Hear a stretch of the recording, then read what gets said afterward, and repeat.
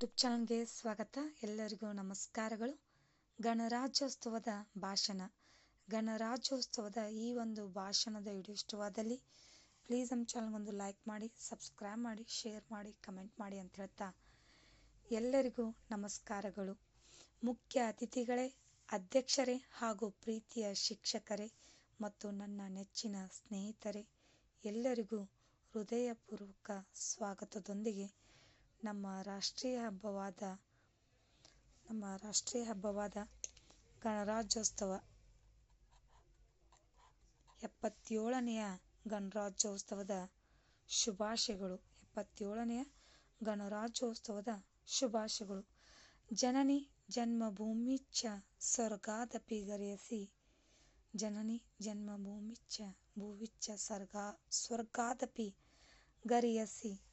ಭಾರತ ನನ್ನ ದೇಶ, ಭಾರತ ನನ್ನ ತಾಯಿ, ನನ್ನ ದೇಶ ನನ್ನ ಹೆಮ್ಮೆ.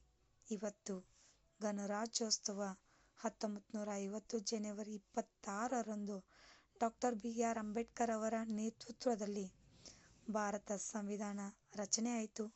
ಸಾವಿರಾರು ವರ್ಷಗಳ ಗುಲಾಮಗಿರಿಯ ಅತಂತ್ರದಲ್ಲಿ ಸ್ವಾತಂತ್ರ್ಯ ಪಡೆದು ಗಣತಂತ್ರಕ್ಕೆ ಕಾಲಿಟ್ಟ ಸುದೀನ ಗಣರಾಜ್ಯೋತ್ಸವವನ್ನು ಗೌರವದಿಂದ ಬಹಳ ಅರ್ಥಪೂರ್ಣವಾಗಿ ಆಚರಿಸಬೇಕಾದುದು ಪ್ರತಿಯೊಬ್ಬರ ಭಾರತೀಯ ಕರ್ತವ್ಯ. ಭಾಷೆ ಬೇರೆಯಾದರೂ ಭಾವ ಒಂದೇ. ಭಾಷೆ ಬೇರೆಯಾದರೂ ಭಾವ ಒಂದೇ. ಉತ್ತರದಿಂದ ದಕ್ಷಿಣದವರೆಗೂ, ಪೂರ್ವದಿಂದ ಪಶ್ಚಿಮದವರೆಗೂ ನಾವೆಲ್ಲರೂ ಭಾರತೀಯರು. ಒಂದೇ ನನ್ನ ದೇಶ, ನನ್ನ ಜನ, ನನ್ನ ಮಾನ, ನನ್ನ ಪ್ರಾಣ, ಧನ, ತೀರಿಸುವೆನು ಇದರ ಋಣ. ಸ್ನೇಹಿತರೆ, ಪೂರ್ಣ ಸ್ವರಾಜ್ಯದ ಈ ದಿನ ನಾವೆಲ್ಲರೂ ಒಂದು ಪ್ರತಿಜ್ಞೆ ಮಾಡೋಣ. ತಾಯ್ನಾಡಿಗೋಸ್ಕರ ದುಡಿದು ಋಣ ತೀರಿಸೋಣ. ನಿಜವಾದ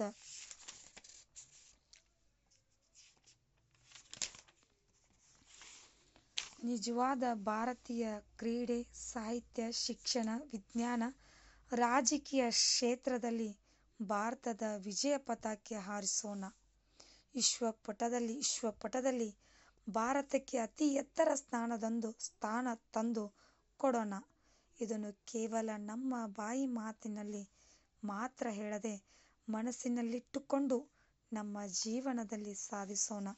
ಇಂದಿನ ಮಕ್ಕಳೇ ಮುಂದಿನ ಪ್ರಜೆಗಳು ಎನ್ನುವಂತೆ ನಾವೆಲ್ಲರೂ ಇಂದಿನಿಂದಲೇ ನಮ್ಮ ಹಿರಿಯ ಆದರ್ಶ ವ್ಯಕ್ತಿಗಳ ಮಾರ್ಗದಲ್ಲಿ ಸಾಗಿ ಉತ್ತಮ ವ್ಯಕ್ತಿಗಳಾಗೋಣ ಹಾಗೂ ದೇಶ ಪ್ರೇಮದಿಂದ ದೇಶದ ಹಿರಿಮೆ ಗರಿಮೆಯನ್ನು ಎತ್ತಿ ಹಿಡಿಯೋಣ ಎನ್ನುತ್ತಾ ನನ್ನ ಈ ಪುಟ್ಟ ಭಾಷಣವನ್ನು ಮುಗಿಸುತ್ತೇನೆ.